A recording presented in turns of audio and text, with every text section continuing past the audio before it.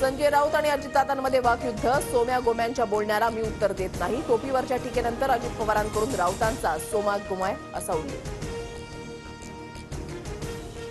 गुलामी पत्करलेल्या डरपोक लोकांनी आमच्यावर बोलू नये. सोम्या गोम्या कोण हे 2024ला कळेल. राऊतांचं अजित पवारांना प्रत्युत्तर. वंचितचा 12-12चा फॉर्म्युला मान्य नसेल तर तुमचा फॉर्म्युला तरी सांगा. चर्चा कधी करणार हेही विचारा. प्रकाश आंबेडकरांचा मवियाला सवाल.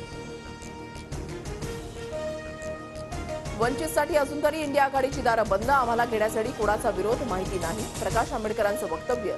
तर चर्चा सुरू. वंचित मवियामध्ये उत्तम समन्वय. राऊतांची प्रतिक्रिया.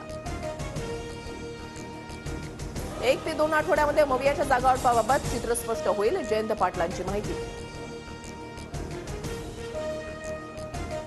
रवींद्र चव्हाण माझ्या मोठ्या भावासारखे. त्यांना सिंधुदुर्ग मतदारसंघातून उमेदवारी दिल्यास 100% प्रचार करणार. उदय सामंतांचे बंधू किरण सामंतांची प्रतिक्रिया.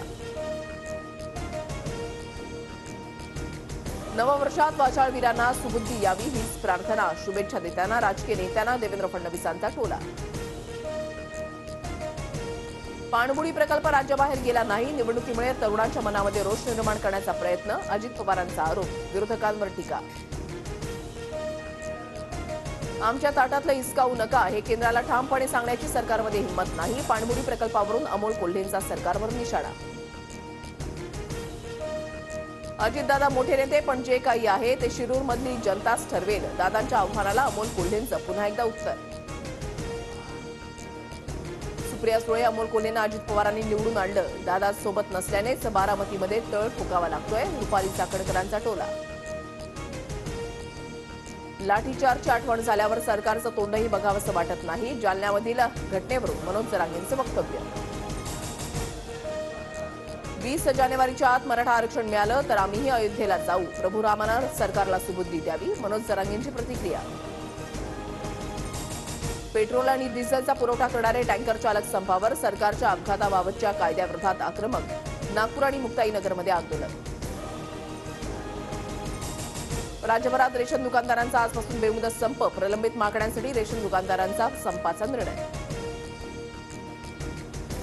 नववर्षाच्या पहिल्याच दिवशी एलपीजी गॅस सिलेंडरच्या दरामध्ये कपात. 19 किलोच्या व्यावसायिक सिलेंडरच्या दरामध्ये ₹4.50 कपात. इस्रोच्या एक्स्पोसॅट उपग्रहाचं यशस्वी प्रक्षेपण. ब्रह्मांडातील बारकाव्यांचं संशोधन करण्यासाठी मोहीम. उत्तर प्रदेशचे मुख्यमंत्री योगी आदित्यनाथ यांच्यासह राम मंदिर बॉम्ब उडवण्याची धमकी. तातडीनं एफआयआर दाखल. पुढील तपास सुरू. दहशतवाद अंमली पदार्थांच्या व्यापाराची माहिती देणाऱ्याला रोख बक्षीस मिळणार. जम्मू काश्मीर पोलिसांकडून 1 लाखांपर्यंतचं बक्षीस जाहीर. पंतप्रधान नरेंद्र मोदींचा उद्या तमिळनाडू, केरळ आणि लक्षद्वीप दौरा. अनेक विकास कामांचं मोदींच्या हस्ते उद्घाटन.